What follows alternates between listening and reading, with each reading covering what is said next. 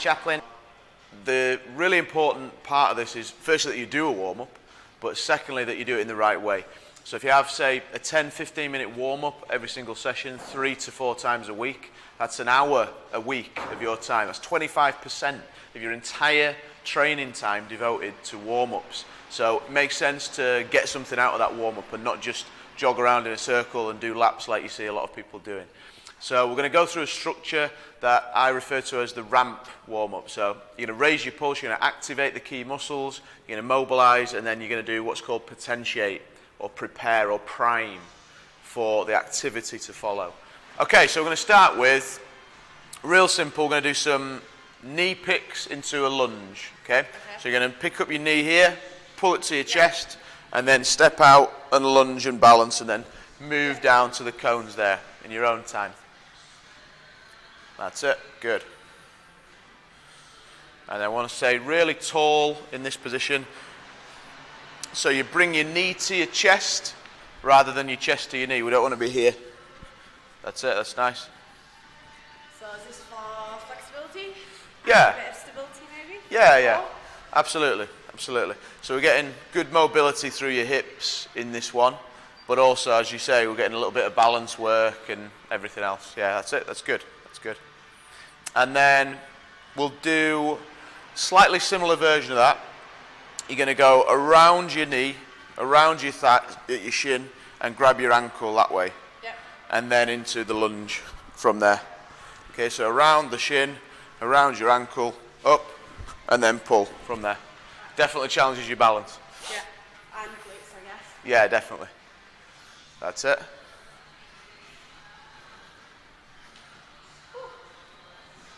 There you go.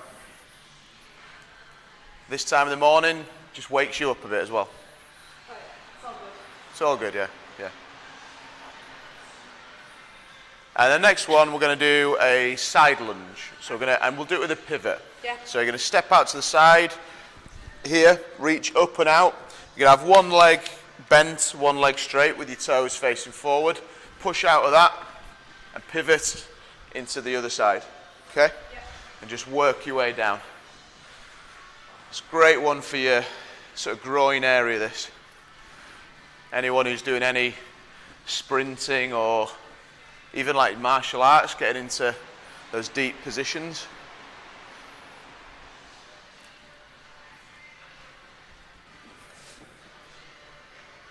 Good, one more. Nice, good. How's that feel? That was good. Yeah. Could feel that working with glutes. Does the job, yeah. For sure. Activation and Absolutely, yeah. And then we're going to do your classic hand walkout or inchworm. So you're going to reach down, touch your toes, walk your hands out, get into that press up position here, and then reach those, walk those toes back in, keeping your legs nice and straight, as straight as you can. That's it, and then keep those legs straight and walk them in. You've got a good flexibility through your hamstrings and whatnot there, so you're better than me. Yeah, mine need a bit of work, yeah. I'll let you say that, that's fine. Nice, good. Can tell you've been doing a bit of preparation in general.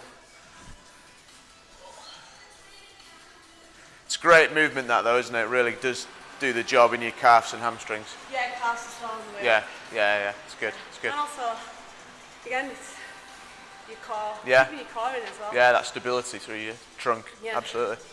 And then we'll go into a Spider-Man walk now. So you're going to do your walk out down, and then you're going to step your hand up, your foot up, outside your hand, hold it for a second, and then walk your hands out, and do the other side, okay? Just make your way down to the cones.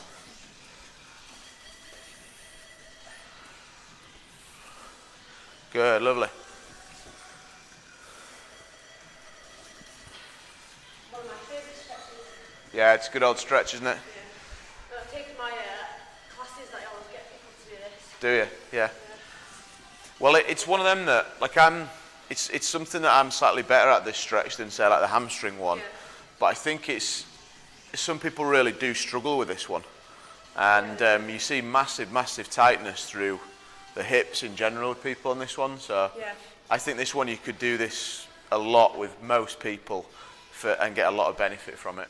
So I've worked a lot on the lower body, the hips. I'm going to work a bit on the upper body now, so the shoulders and the kind of rotators and all the scapular area.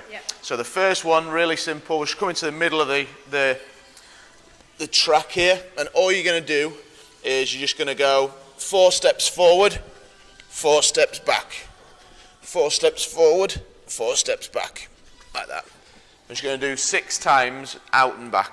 Off you go. So really good to get all of these muscles firing up, and your core and trunk as well. This is like a core exercise. It is, yeah. You didn't expect this in the warm-up, did you? No, definitely not. Good. That's it. Really gets all of this going nicely. Ready for anything that you're doing after, whether it's lifting, whether it's playing a sport, whatever.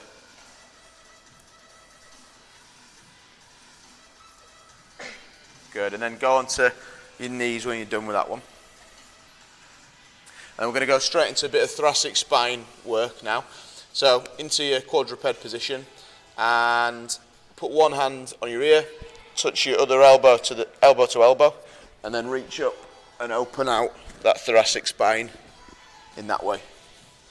That's it. And then if you follow your elbow with your eyes and get right up and try and point it right to the ceiling, we're trying to get this area right opened up nicely. That's it. This is definitely my weak spot. Yeah. Flexibility, my back's really bad. We've done quite a bit in the past, haven't we? Yeah. But this is one for you, because everybody's got those areas that you struggle with. Like me, for me, it's my hamstrings. This is one for you. Yeah. It's just maintenance, manage it, and have it in your program all year round, and just do it basically. Yeah. So we've done a little bit of upper body there. Yeah. And then we're going to finish with, we're going into that prepare mode now. So we've mobilized, we've activated some of those key muscles.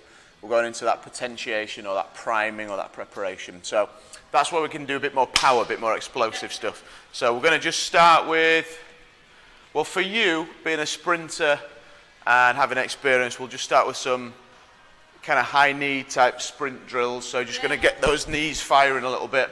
So if you go up to the cones and back, there and back, and get those ankles and go high with it. Yeah, go. Get your arms into it. Yeah, good. Head up, chest up. Good. And it's the sound on the floor that I like with this. It's like that tapping sound on the. This is not the best floor for it, but you can tell if it's being done right with the sound it makes on the floor. Yeah. It's a real, like, if you're very heavy and it's just not the right way to do it. You just want that tap, tap, tap, don't you? Up and down, nice and fast. Absolutely. Least amount of time on the floor as possible. Yeah, cool. Right, so that's the first one.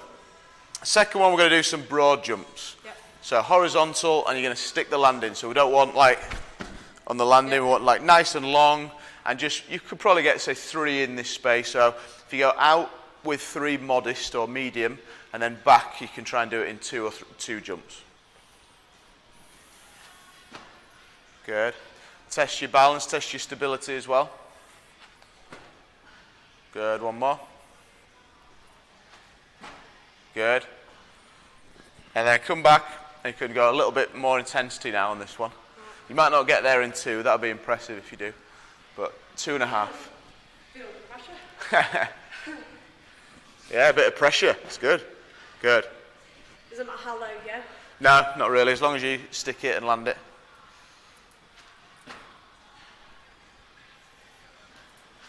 Good, that's nice. So that's a good exercise because it challenges your balance, but it also really forces you to extend your hips. Yeah.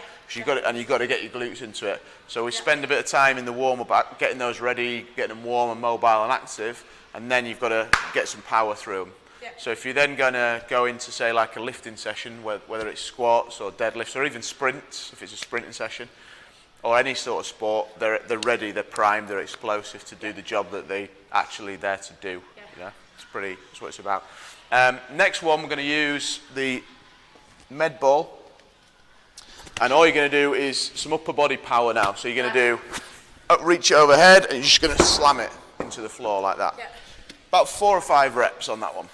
Get nice and tall, and then slam it into the floor. Yeah, that's it. Good. Good. That's it. Right through with your hands. Good. Good. Let's do one more. One more. Very nice. Good. So that's getting the, if you like, the pulling muscles of the body ready to be explosive, like your lats. Yeah, you can, can't you? Yeah, for sure, for sure. And then the next one, or the last one on this side, we're going to do a press, a med ball chest pass. And we'll do it with a bit of a squat as well. So you're going to do a squat up and press it out, okay? And try and get it as far as you can to me. And just drive it out horizontally with both hands if you can. So hold it sort of in the middle of your chest. Yeah, like, a bit like a goblet squat, up and then out there, okay? And then power. Nice. Some good power there. So we'll go for 4 or 5 reps. It is, isn't it? Nice. Get a nice squat with it as well, nice deep squat. Good. You've raised your pulse, Yeah. you've activated that heart rate, yeah. We've mobilized and activated those key muscles. So we've gone through your glute work, and we've gone through all the lunges, that kind of thing. We've primed or potentiated the key muscles to follow. And what we did was we've done an explosive lower body movement, the broad jumps. We've done 2 explosive upper bodies, which is a pulling type movement and a pressing type movement. So that's kind of ticking all the boxes there. Yeah, definitely. So that's the thing with warm-ups, is you've got to know what the session is to follow before you design your warm-up. That's the number one. But if it's tennis, you know, then it's a chance now to practice some of the specific shots, do some specific prep for that kind of activity. If it's whatever sport, whatever activity it is, now is the time to do that kind of preparation, that specific preparation for it. Okay, so so hopefully we gave you a good structure there with your warm-up. Whatever you're doing, just try and think about that ramp principle. Raise your pulse, activate the key muscles, mobilize the key areas, the key joints, and then prime or prepare or potentiate, if you want to be a bit more sciencey, the key muscles to follow. So get some power, get some explosiveness in there. And that's it. And we'll be back with more content on Strength and Conditioning TV very soon. Thanks for that, Sophie. Great demos. Thank you. It's all good. And we'll see you again soon.